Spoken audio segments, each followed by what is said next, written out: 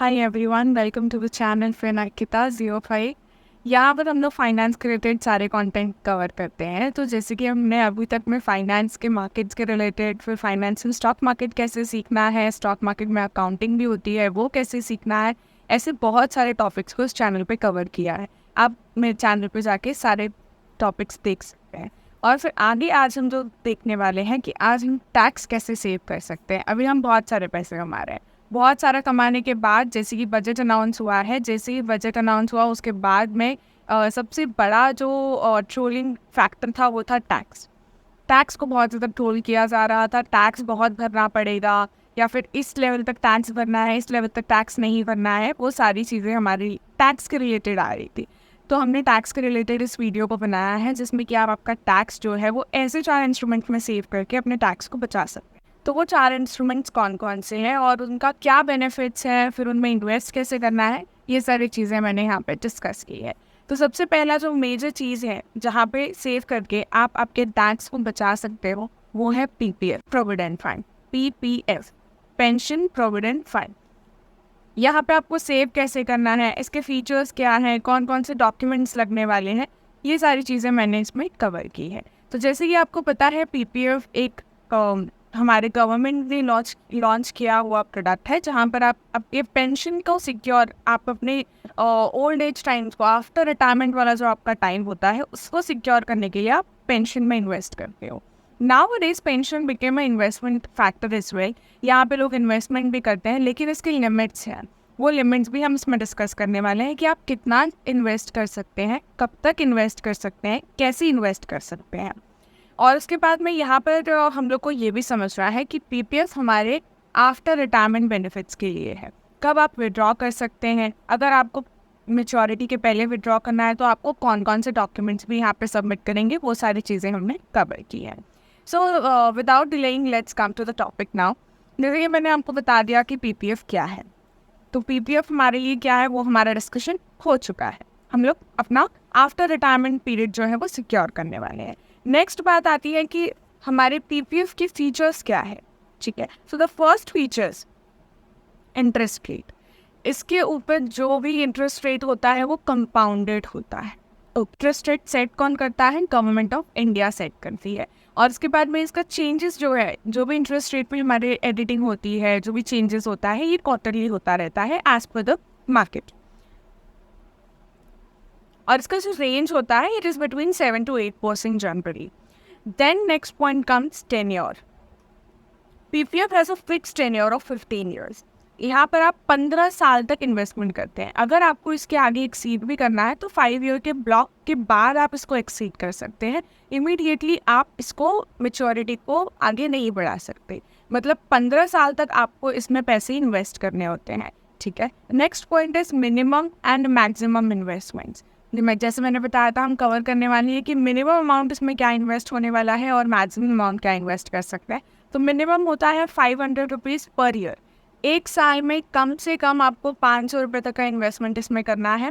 और the maximum is 1.5 lakhs per year. मतलब आप 1.5 लाख से ज़्यादा इसमें इन्वेस्ट नहीं कर सकते और 500 से कम आप इसमें इन्वेस्ट नहीं कर सकते। Next point comes is eligibility. कौन एलिजिबल है इस इन्वेस्टमेंट को करने के लिए? Only Indian resident can open a PPF account. PPF account सिर्फ इंडियन रेसिडेंट ओपन कर सकते हैं। कोई भी एनआरआई और एचयूएफ इसको ओपन नहीं कर सकते। They can not open a new account in PPF. Eligibility आपको क्लियर है।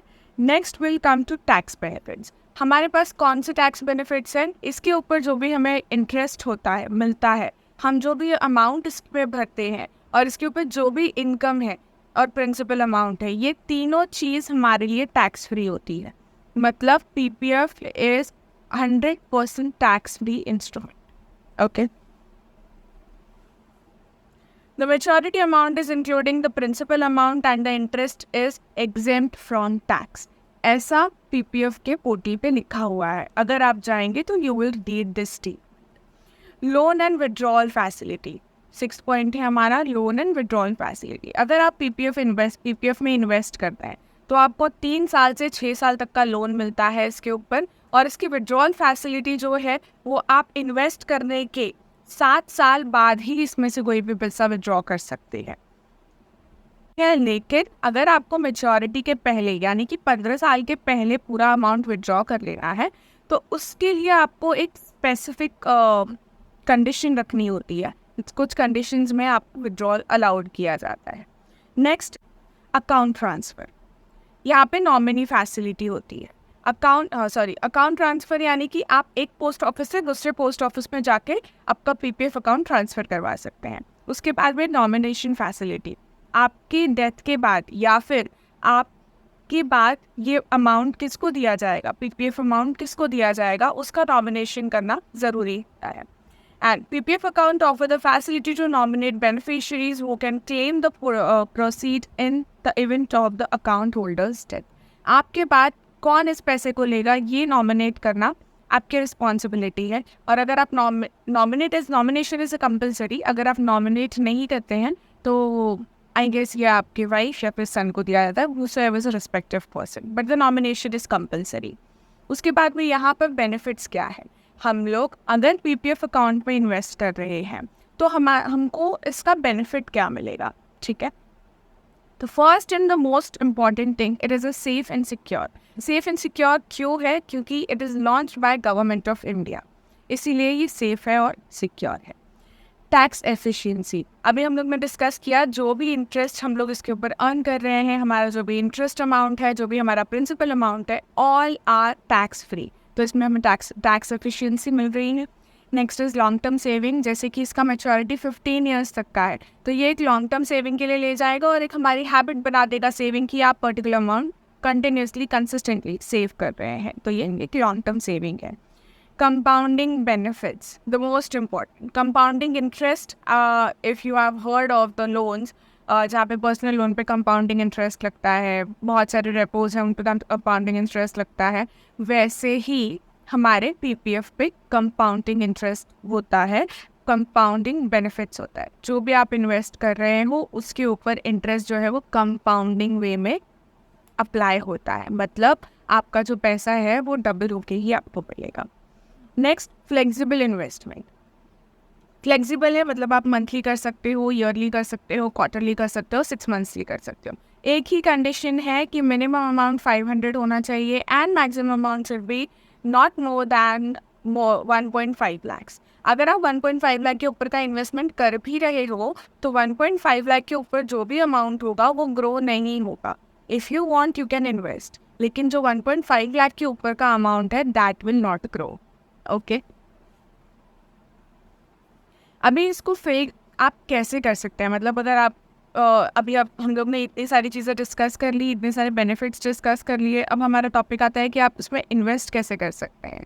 तो यहाँ पे इन्वेस्ट करने के लिए आप बैंक में, बहुत सारे बैंक्स जो पीपीएफ अलाउ कराते हैं ऑनलाइन पोर्टल्स पर, एसबीआई है, एचडीएफसी है और आईसीआईसीआई है। अगर इन 3 बैंक्स में से आपके पास किसी भी बैंक में अकाउंट नहीं है तो आप पोस्ट ऑफिस से डायरेक्ट जाके आपका ये अकाउंट जो है वो ओपन करवा सकते हैं। और ये जो अकाउंट है आप एक नॉमिनी का भी एक माइनर का भी ओपन करा सकते हैं, वो is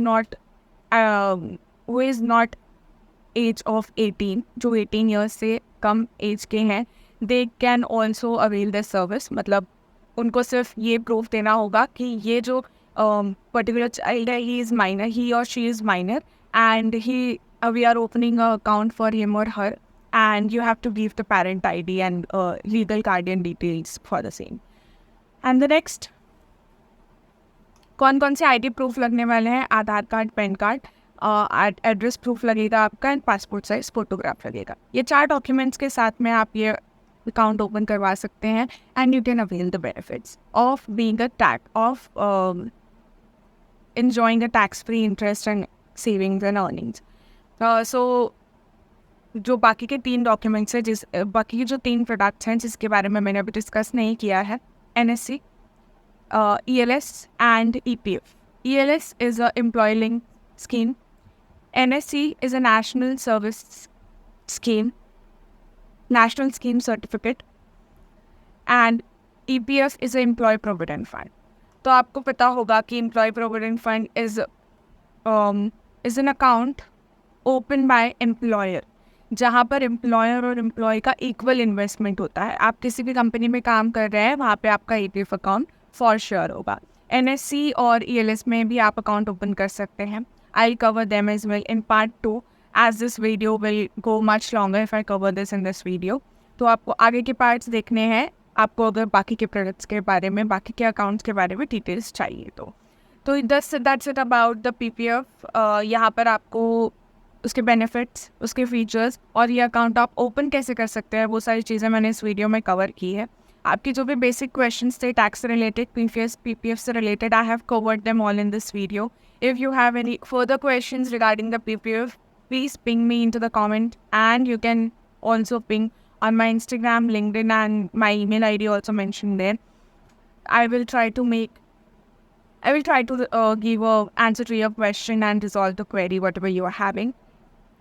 We'll take this further. We'll meet you in the next video.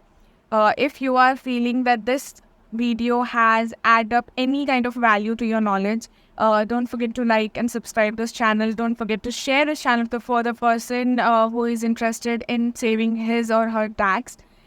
And that's it about today's PPF video. We'll meet you in the next video. Till then, take care. Bye-bye. Take care.